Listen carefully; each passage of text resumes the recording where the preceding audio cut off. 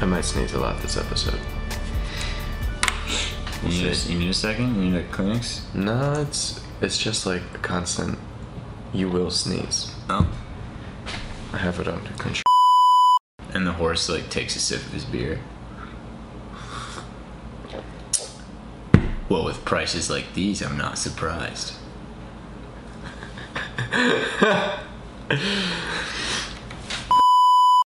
Good morning and welcome to the 226, episode 5. I think we should start that all over. I don't think so. I'm not gonna put that in there. Oh, you're not? Oh, no, man. Well, make a beep afterwards, but... Well, I liked it. That was good. The joke. Oh, the joke. I might put that in and then like right at the punchline. Just... Alright, let's do this. Here we go. Welcome to the 226, episode 5 today. I'm John. I'm John. Just today, though. We need to do this over.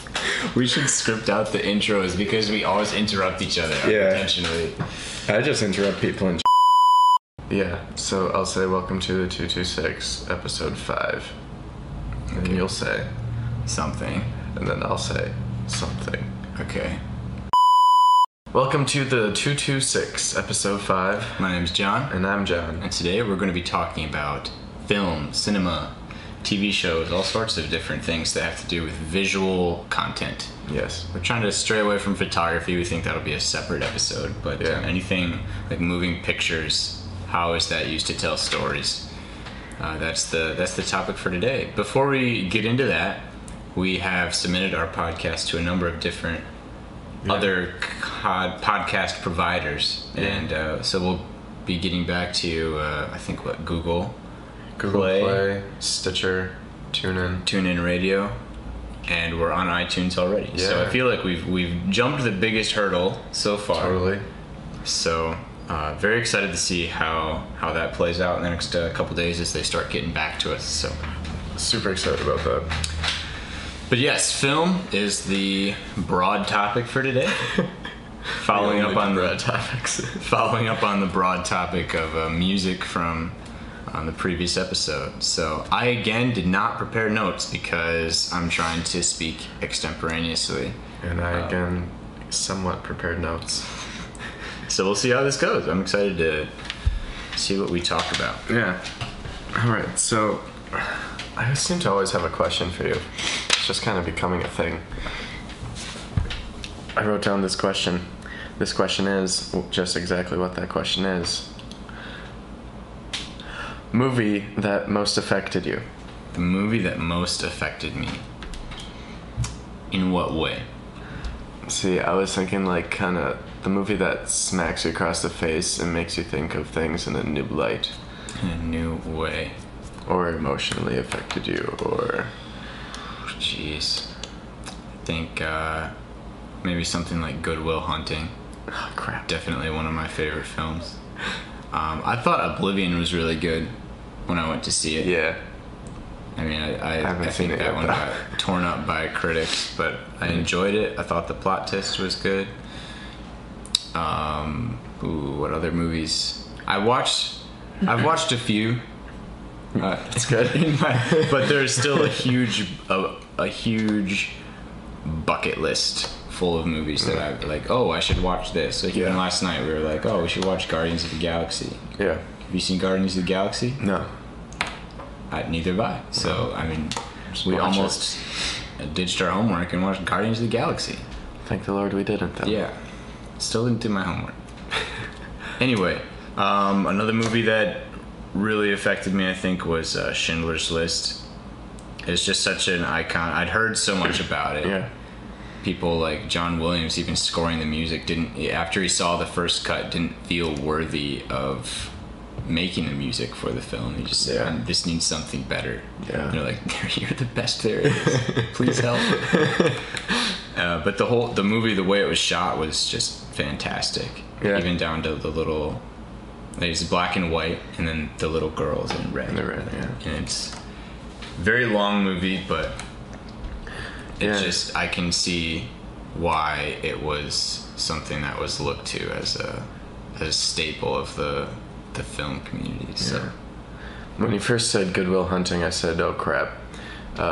It's because that's the exact same movie I was thinking of. What other movies do you have on that list? Well, I also thought of Schindler's List, except when we watched that, I was incredibly tired for some reason. I remember that you were incredibly tired for some reason. So I missed like half the movie. But the first half was good, right? Yeah, totally. Missed the whole little girl in the red. I knew it existed, but no, Good Will Hunting. Great movie. I think it just sheds some light on people, how people work. Goes through Will's emotions and breaks him down. And I think that's just it was a really good way of doing that. And even the other characters, like Robin Williams' character, you can see he has like a little mini journey there too. Yeah. And it kind of, parallels with Will's. Yeah, totally. Just like, I honestly didn't put any thought into what makes that movie good before this episode, but going through it's funny. It puts you in a certain time, in a certain place. Yes. And it makes you feel for the characters. Yeah, it develops the characters. All of the characters, even the mathematician who's trying to advance his own career through Will. You see his frustration, and maybe some people can empathize with that, even though he's not quite a protagonist, but or an antagonist. Yeah. That's what I meant. He's not quite a bad guy. Yeah. But they definitely had some differences. So I think there's someone everyone can relate to in that film. I don't think they tried to make it that way, but it just kind of happened. It was written by Ben Affleck, and Matt Damon, right? Yeah. Did they kind of... Did they write the whole thing, or was it adapted from something? I'd have to do some research on that one, because that one's interesting to me. Yeah. This is one of the... Someone says, what's your favorite film? And I'll say, I have 5. and then that's usually one of the 5 that I say. Yeah. So. Yeah. I can't even narrow it down to 5. It's just... I don't know, I like good movies. Yeah. Like, I don't have any number that just stick out usually. Yeah. I'm sure if I was given some time to think about it, there's so many. Yeah. And a lot of them are really good, and a lot of them are really bad. I think it's fun, just as fun to talk about bad movies. We have that down as a topic we're going to talk about sometime. Yeah, maybe we can bump that up the list. But yeah. Bad movies, like, what was a great one? A good bad movie was Not Another High School Movie, or Not Another Teen Movie, something like that. I can't even remember the name of it. That's how bad it was.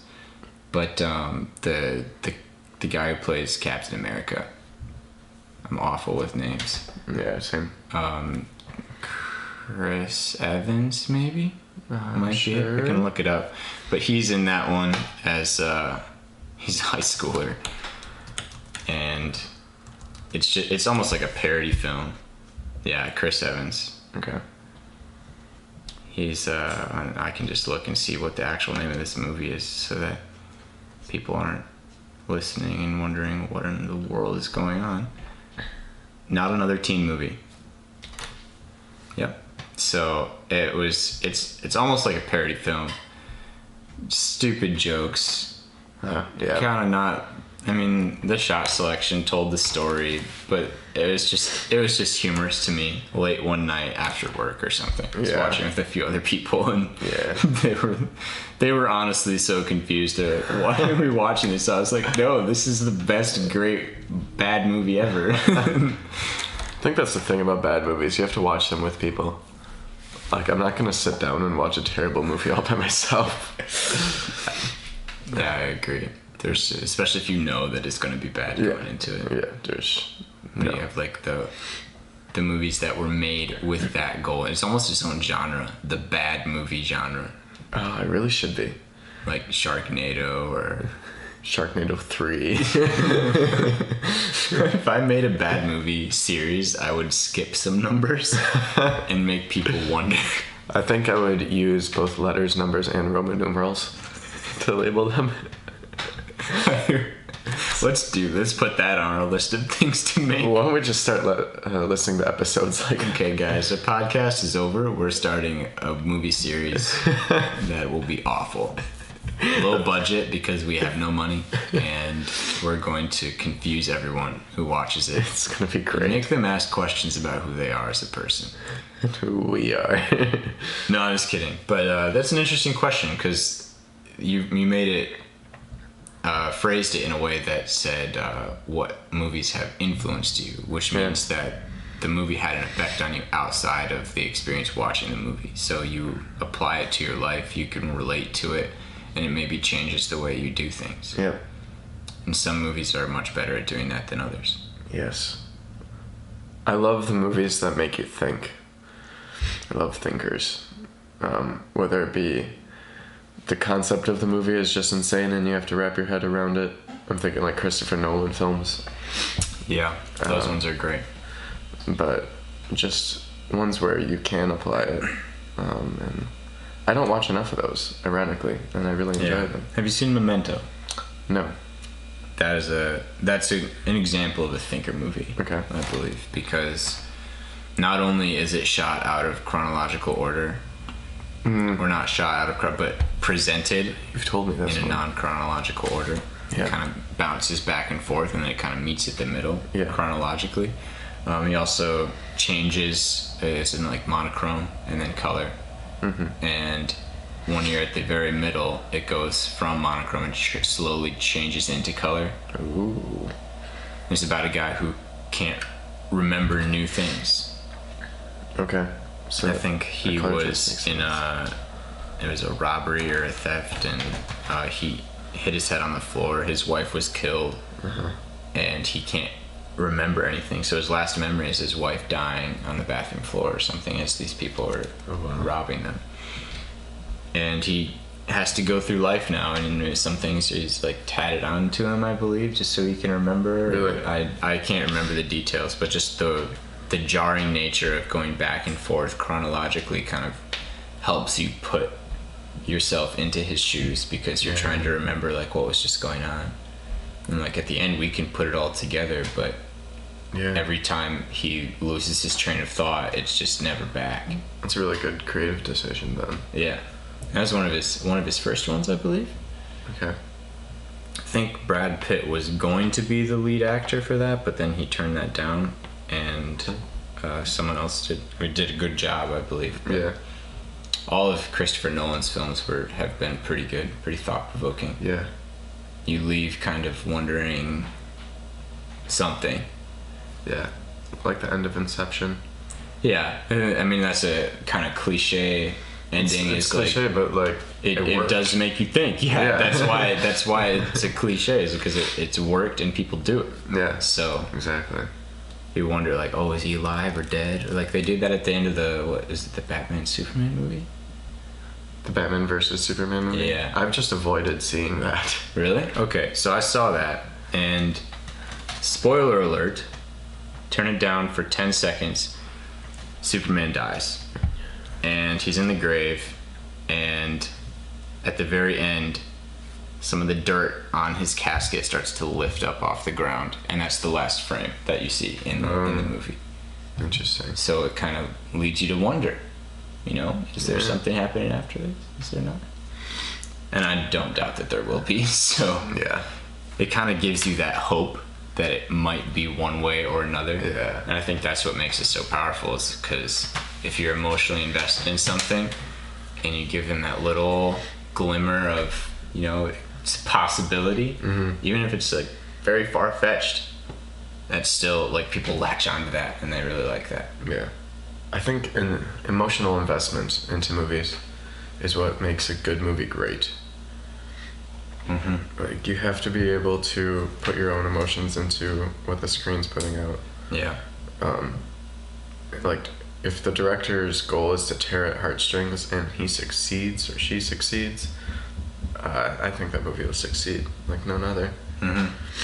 It's because people want to watch it because they had an emotional experience with it. We talked about that last episode. Yeah. Where emotional experiences will make you remember things, make you feel things. And I think that's where those two topics kind of intersect. Yeah. It's because music can be used very effectively in films. Yeah. You think of, well, we just watched a video where there's popular music from Star Wars or even Star Trek, and people will know that. They'll be able to sing you a tune, but then they talk to you about like a Marvel movie, like what's a theme from a Marvel movie? No one knows.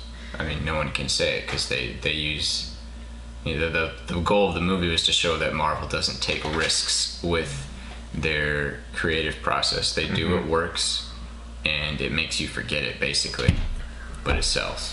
So that's it was a interesting dynamic there. Here's a question.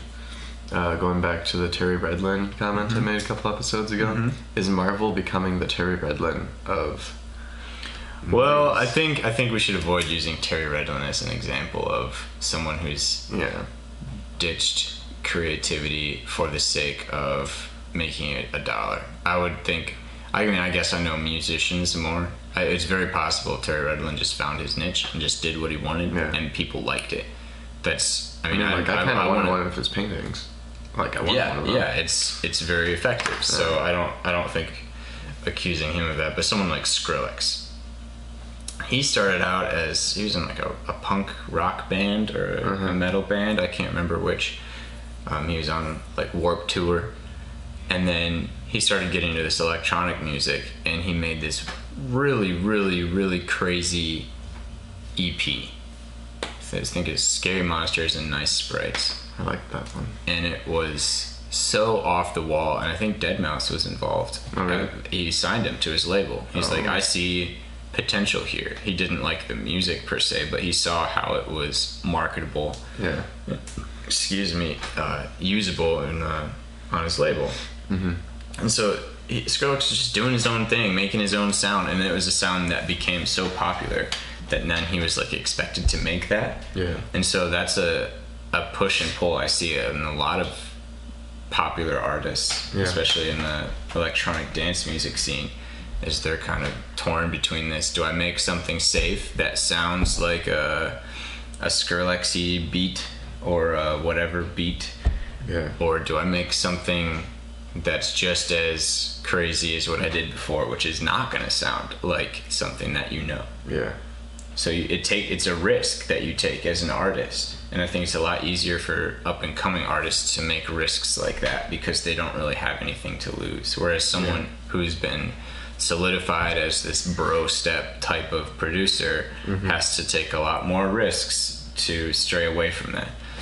I think he's doing a decent job at trying to make new things. He's getting into hip hop more. He was actually on the Suicide Squad soundtrack. Oh, cool. He made the Purple Lamborghini song, I think. Yeah. So he's being able to branch out and do different things. Yeah. And so maybe an example of someone who's trying to stay true to the artist's integrity. Yeah. And I don't think it's this or that either. It can be kind of both. So what movies are taking risks then? I would say movies by someone like Edgar Wright. So you have like Scott Pilgrim versus the World, Hot Fuzz, Shaun of the Dead. I think his movies are great examples of effective humorous movies that also take risks. It's easier to take risks with humor, I suppose. But even just the shot selection was humorous, like having people come in and out of the frame in funny ways. And using things other than dialogue to create humorous moments that you latch onto. And the characters, too, you can empathize with as well. So I think of, like, The Revenant. Oh. Like, I'd say that's a risky film. Yeah.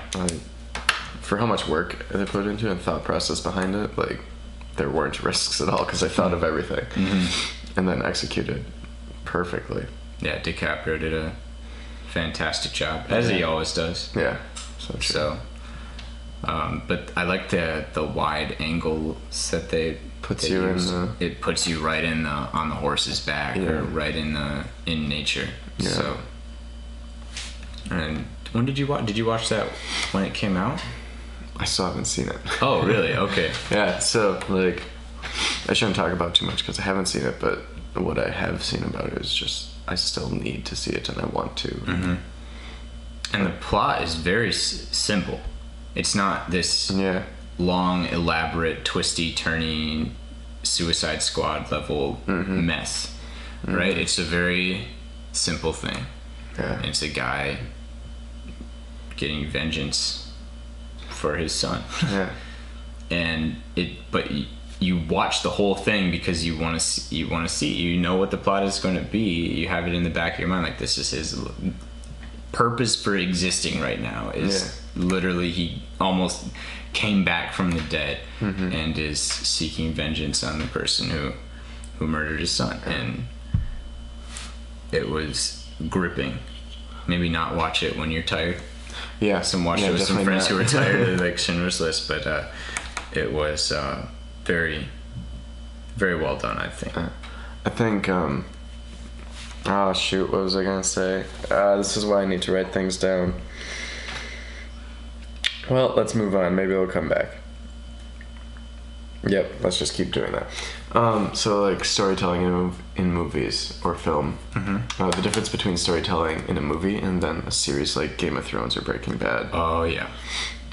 So in a movie you have like 2 hours, 2.5 generally. Yes. To introduce everything, develop characters, develop the plot line, make the audience feel something, completely rip apart the audience, and then resolve everything. Maybe. Yes. I mean, like, unless you have a different plot, but... I think those can be effective in... Are we talking TV shows? Yeah. Those can be effective because you establish those characters on a journey. Yeah. And each time you see that character, you know that their journey is going to go a little bit more. Yep. And you anticipate that their journey continues on. Like, you don't have a specific destination, but you have an idea of, where could they be? Where could they be going? Yeah. And you have so long to play with that because just the sheer mystery involved with having that kind of plot makes it interesting for the audience, regardless of what happens. What I've always found amazing about cinematic TV, like Breaking Bad and Game of Thrones, is there is an overarching plot within each episode plot. That was the wrong way I said. That was backwards. There's a episode plot within every overarching plot. So like instead of just a normal like plot line that goes up and then down and then resolves or whatever, it looks like a heartbeat line going up, I guess, and then so down. Each episode has its own moment where everyone's kind of in this part of the plot where the climax, so to speak. Yeah, exactly. And you might have a ton of different areas that this might be going on, and I think they can do that even more effectively, like at the end of a season. Yes. So a season finale, you might have all of the characters at some point where you don't know if they're alive or dead. And that's how you end the episode. That takes the whole season is at its climactic point. Yeah. So it's the sheer amount of thinking that has to go into that. The writers deserve so much credit. Yeah. My goodness. Just the whole amount of planning that has to go into a season like that. That's why it's taking so long for the 7th season now to come of Game of Thrones. Yeah. It's here. We should give some background to watching Game of Thrones. So I watched it this summer, all 6 seasons that are on HBO now. And then I told John, "Hey, you have to watch this. It's ridiculously good." Gave it to me on his birthday. A week before school started. And I hated you that whole entire week. John watched 6 seasons of Game of Thrones within a week. I don't know if that's a good thing or a bad thing, if that's a talent or a curse or whatever it is, but it happened. So the show's that gripping. Yeah, I was definitely changed to my chair. I was like Reek, and I was just, I couldn't move. It was then the episode would go to the credits, and I'd be like, next one. And it's the next one. Brew another cup of coffee, and I'm glad I caught up before next season. I'm glad I didn't have to wait in between seasons 5 and 6. Oh, that was, I can't imagine how awful that would have been.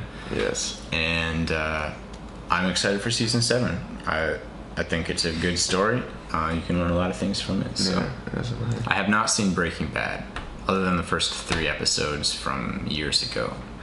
I won't introduce that to you yet. Thank you. It's really good, but you have to watch that and House of Cards also. What I think is interesting, so you have like series that come out on TV, and now we have online subscriptions making their own series, like House of Cards or Narcos. It's another Netflix original. I haven't. There's a couple Hulu originals. Really heard of that one very much. So it's another drug one. Oh, like Breaking Bad, but I've heard really great things about it. Like Philip Bloom said, for a topic that he thought was just about done, the whole drug idea, it really... They gave some new life into it. Yeah, which is interesting, and it's almost risky to do that again. Mm-hmm. But another one I want to see, Marco Polo. I've heard good things about that. Oh. These are all Netflix originals. I just haven't had time to get to them yet. I think nowadays that's where most of the good content comes out, is on these online sites. Yeah. As opposed to something like Friends, which was a TV show. Yeah. But like TV back then, when Friends was coming out, was very different than TV now. Mm-hmm. Well, even if you take Friends, I've heard people say if you take the general format of each episode, you can almost line them all up, and you can see jokes come up at very similar points throughout the entire thing. Yeah, and like the sad parts come at this time, and it's just a very stoic or a sophistic method of making a TV show, but they do it because it works. Yeah. And they can be creative within that constraint. Exactly. So constraint breeds creativity. Yes, it does. Maybe that should be our tagline. No, it shouldn't. It's not ours. Another place where constraint breeds creativity is in something like short films as well. Oh, yes. So you have, instead of these very long, drawn-out TV shows where you can follow in detail a character through the story, or a movie where you have just a snippet of that with one person, one peak, one climax, ideally. Yes. And you get that 2 hours, 2 to 3 hours to develop your whole plot and rise and fall. I think short stories or short films are very intriguing as well. Yeah. And it's harder for me to think of short films like that, but there are some that do a really good job, and that you can. Do you have any short films that you think? I just thought of Answers. I showed that to you, right? It's on Vimeo. I believe you did. It's like 8 minutes long. Oh yeah, is that the guy that's in front of the camera and gets to ask questions about his life? Yeah. So the premise is, man dies, goes to heaven, gets to find out all the facts of his life now. So he starts asking questions about the number of times he's done something. And I think it's the fastest 8 minutes I've ever experienced in my life. Or maybe it was 13 minutes, I forget. But it progresses super well, tells his story really well, and sets up the plot without you knowing it. I love that kind of storytelling, where you don't know they're setting something up, and then they just pull it. Happens. Yeah. And it is very well done. And I absolutely loved it, and I'm trying to find it now, but it's all right. Yeah, that was definitely one I watched. Was very, very well put together, very well thought out. Yes. And that's where I think the creativity can shine, is because you have to use every second that you can to show something or have an idea for what it can be. Yeah, I almost enjoy short films more than regular movies, because they're so compacted, so concentrated with story, and they have to be. Yeah, and if it's gonna grip you, it's got 10 minutes to do it. Yeah. So. Yeah. I remember one that maybe didn't grip me as much, but was very well put together. I think it was called Apricot. Okay, I haven't seen that. And I think it was a similar plot to Memento where the guy can't remember things, but he meets this girl in a restaurant. Okay. And he has an idea that she might be like his first girlfriend. Okay. I think. And he's just talking her through her memories about him, and he's trying to take notes and figure out more about himself. Which sounds kind of, I like that.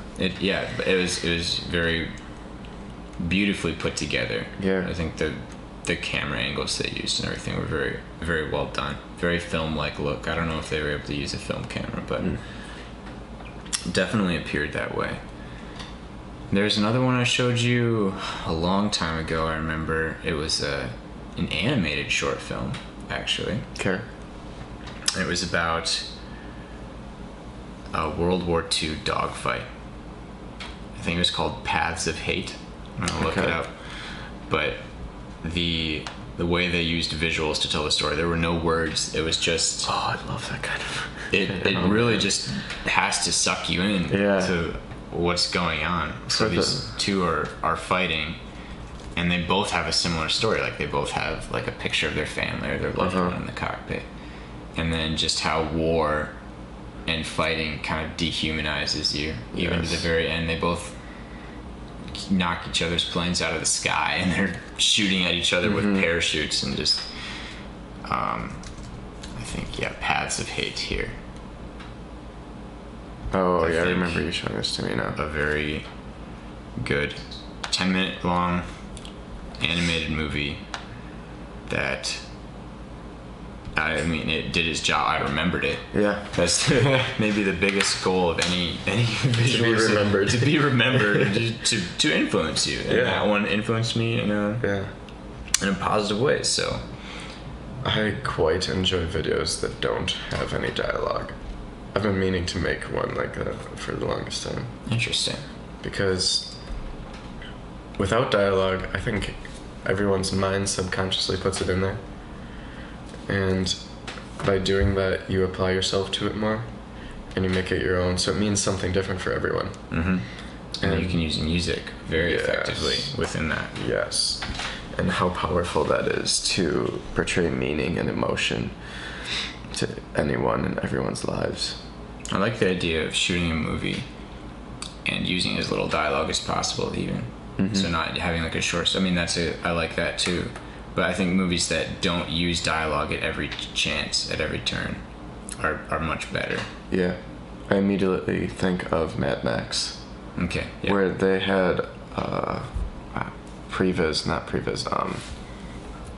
Why can't I think of this? Where they planned every single shot for like 2 years before they actually shot the movie. Oh, the storyboard? Storyboard, yeah. So they storyboarded it without any real dialogue, really. So there is hardly any dialogue in that film.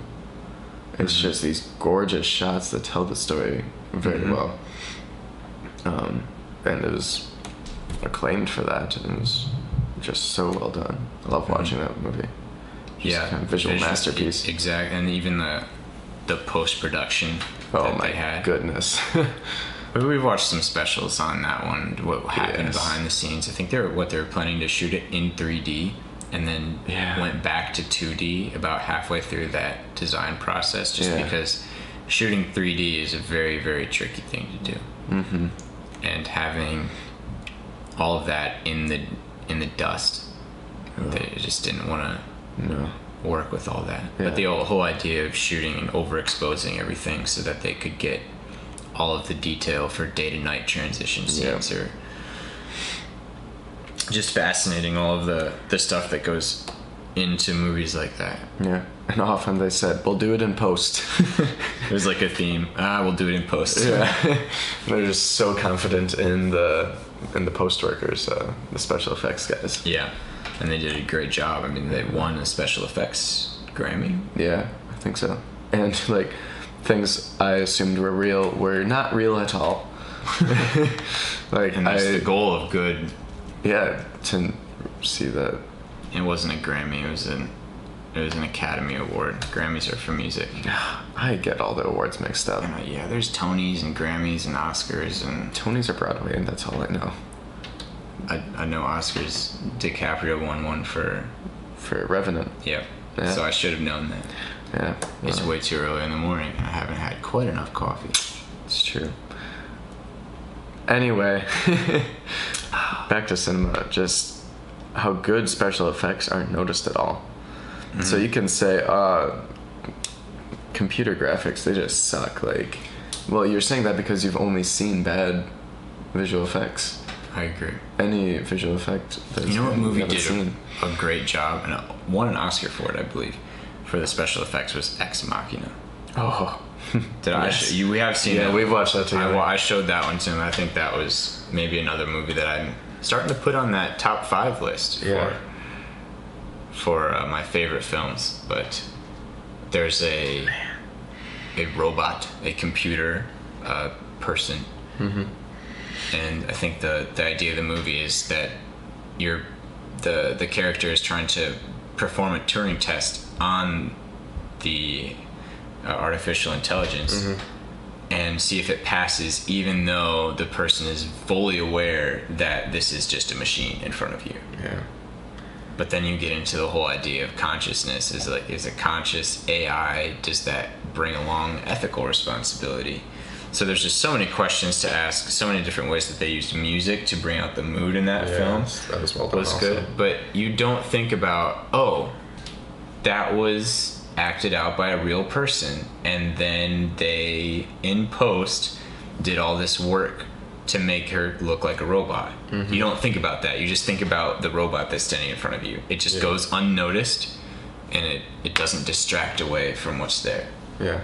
Whereas you have something more like a Michael Bay kind of maybe tries to hide the special effects with like explosions, I guess is the stereotypical Michael Bay type of directing, and it's effective. It's popular. It's grandiose, and it might not get you to think, that was a special effect, but he also uses real effects. Like he's mm-hmm. throwing around cars left and right. So and so he gets as much as he can in the actual frame, and then does what he needs to afterwards. Yeah. And in Transformers, like the premise of the film requires that special effects be an integral part of it. So just imagining the coordination that has to go into every single shot. Mm-hmm. I'm sure that I think films nowadays have to have multiple special effects studios.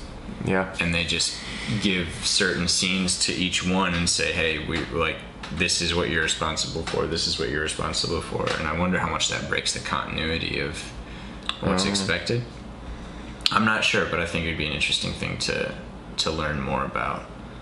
Yeah, I think nowadays it's especially important to have like the heads of each aspect of the production be they have to buy into what the film is doing. I agree. For sure. And without doing that, I think the film will lose continuity, what the purpose and goal of the film is, why they're doing it. So then director integration into every single part becomes very important. Even when we were talking about the music earlier. Yeah. We watched a little short that showed how temp music can kind of alter the way a film actually appears. Yeah. So you'll put a temp song in there, which is just a song you use as a filler that will sound similar to something that you want. It just gives you something to put in the background as you're making the shot selection or the cut. And often that gets so ingrained into the way the movie should go that the composer really has no choice but to make something that sounds very similar to that temp music, and so that kind of destroys the creativity because there's no. And I feel for the composer because like they want to be creative and make their own song, but director's just like, hey, can you basically rewrite this song that a different composer wrote 2 years ago? And like that's not why I'm here. I'm here to make music for your film. Yeah. With my sounds and that's why I think people like Christopher Nolan are so much more renowned for their directing, because I think so too. His influence throughout the entire process is such a important role. Like before Interstellar, which is another movie that I think would be it's at least on the top 10. Yes. he approached Hans Zimmer, and before he even told him what the plot was going to be about, he's like, I want you to write a song that kind of models the relationship a father has with his son. And so Hans Zimmer wrote a theme about that relationship. That was what's driving this music. And it was only afterwards that Nolan revealed that it was a father and his daughter.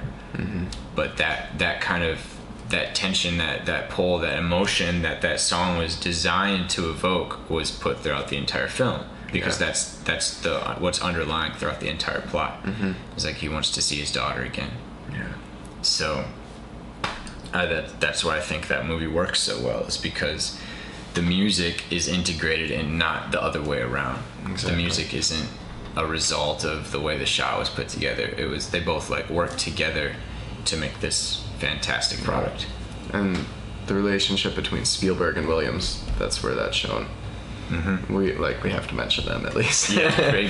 Because numerous films work together. Star Wars, like, just that alone, my goodness, and the themes that go into it. And I hope that Williams makes all of the other Star Wars. I don't think he is. I think the rest of the trilogy. Did he help out with The Force Awakens? Yeah, he did The Force Awakens. I hope he does the other two at least. I hope so too. Or at least his themes get licensed to the music. Yeah. Because even if he just makes the themes and then let people kind of do the other filler work. I always wondered what that process was like too. Kind of branching off of film, but film music. Does a composer make the theme and then orchestrators kind of put it together to make it sound like an orchestra? I think Hans Zimmer utilizes some of that. Yeah.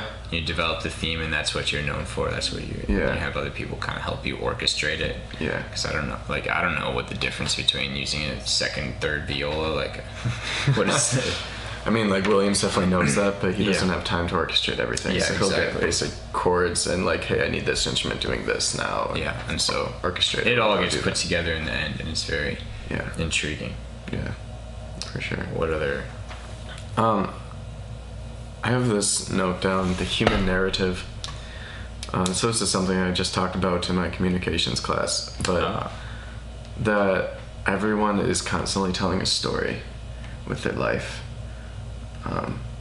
And I think that gives a purpose to film, because it's one story that everyone can buy into by watching it.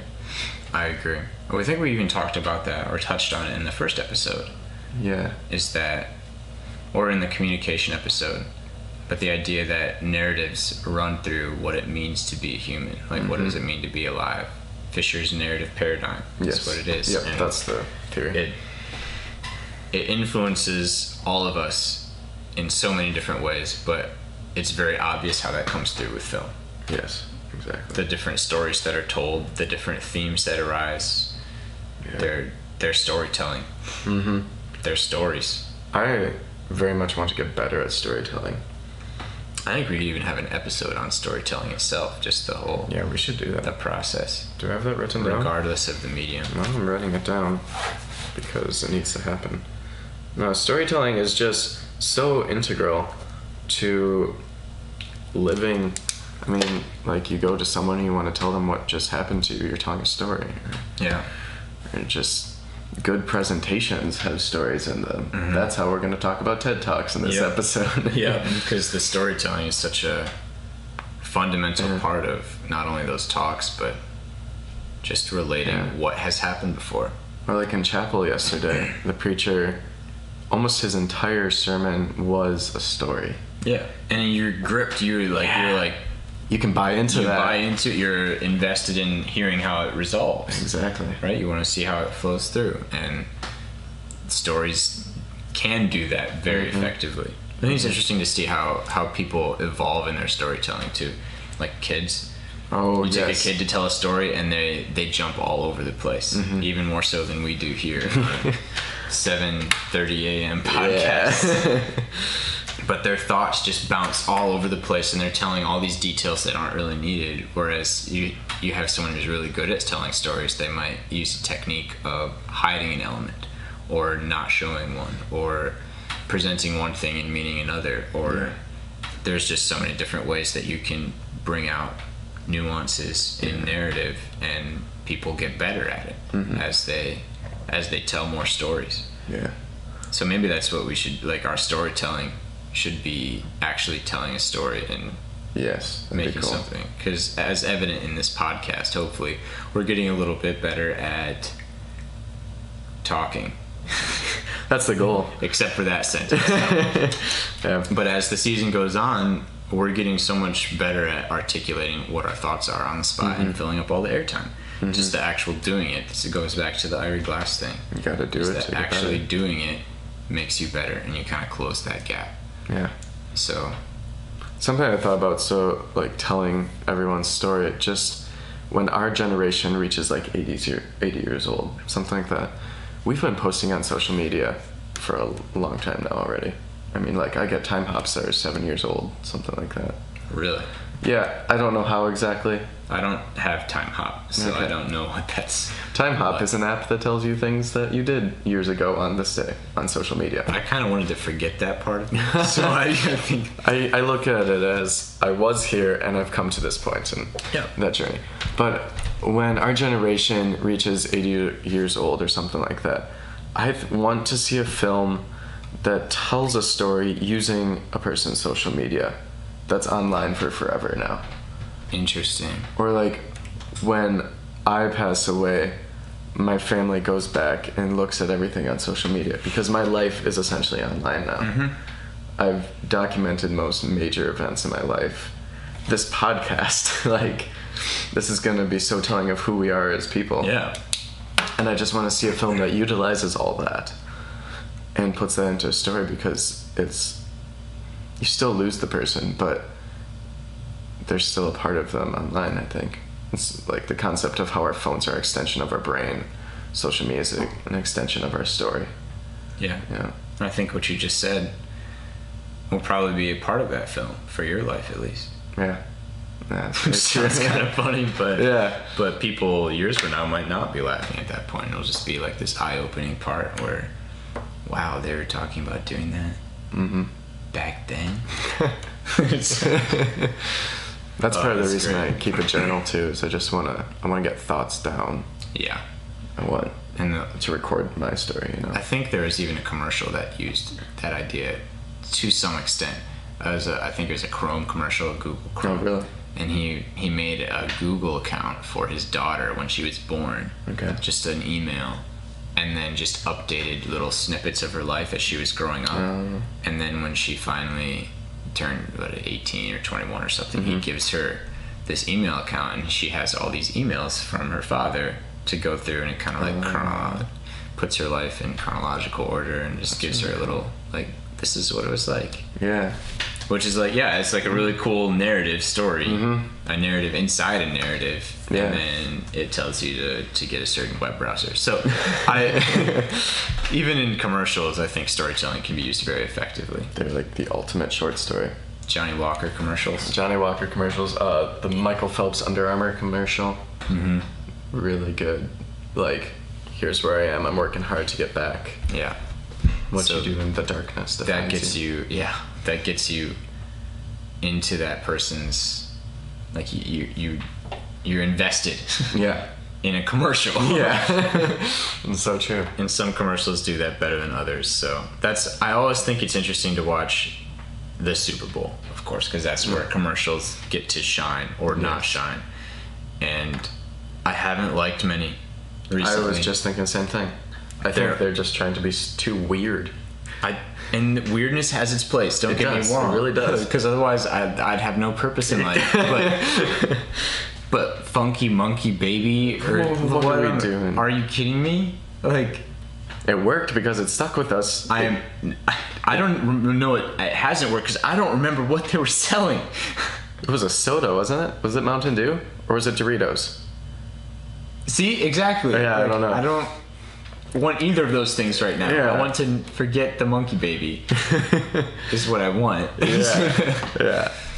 It's just, there are some times where weirdness can be used effectively, and I can't think off the top of my head some place where being strange had a place in my heart. Oh, something like Charlie the Unicorn or something like that. There's just like internet things that were just so dumb. Yeah. But you remember it. Yeah. Or I'll think of some other ones, but oftentimes now I think it's something that they try to copy, this whole shock and awe weirdness of what on earth just happened. Yeah. I think Old Spice tries to do some things like that, where they just like just smack muscular you in the face. dude smacking you in the face with cliche lyrics, words, and random scene transitions. Yeah. And that's their style. Like that's cool, but yeah, maybe that's why film and like movies, TV shows, maybe that's why we enjoy them so much. It's because they're refreshing. Mm-hmm. They're actually pulling at heartstrings. Yeah. Instead of being that, because we have so much of that coming in our face online and TV commercials, and I almost don't watch TV just for that reason. I don't watch TV because I don't have cable and I can't afford it and I don't have time. But I for don't the have same time, reason, I don't think I would, even if I did have cable. I don't think it'd be something. I mean, every once in a while I watch a Formula One race, but that's the extent of my TV consumption. Mm-hmm. It's just the things that I'm interested in. So yeah. Well, should we wrap this one up? I think so. I think we've covered a lot. Yeah. Different aspects of film, cinema, commercials, TV shows. Yeah. Visual media. It's important. What stuck out to you? Anything jump out or that you want to reiterate? I greatly enjoyed the short story. Yeah. Specifically, how short stories have to be so concentrated with content and story that they don't have time to mess around. And that makes me enjoy them even more. Because it's just smacking you in the face with story instead of smacking you in the face with weirdness. Yeah. And I will get invested in that wholeheartedly within the first 15 seconds if it's a good short film. And I just believe that that's such an important thing and can be incredibly telling in our day and age. Yeah. Because you don't always have time to sit down and watch a 2-hour film, but you can still get that same feeling with a good short story. In 10 minutes? Yeah. You say, oh, that's just 10 minutes. I'll watch that. And then it changes your life. Yeah. That's so true. There's multiple films that have done that for me. So, what about you? I think one thing that stood out to me was the idea of director integration into every single part of the film. Yeah. So I haven't done very many creative projects. I think we kind of put together a rap battle a while ago and had a lot of other people involved. But whenever I'm involved in something,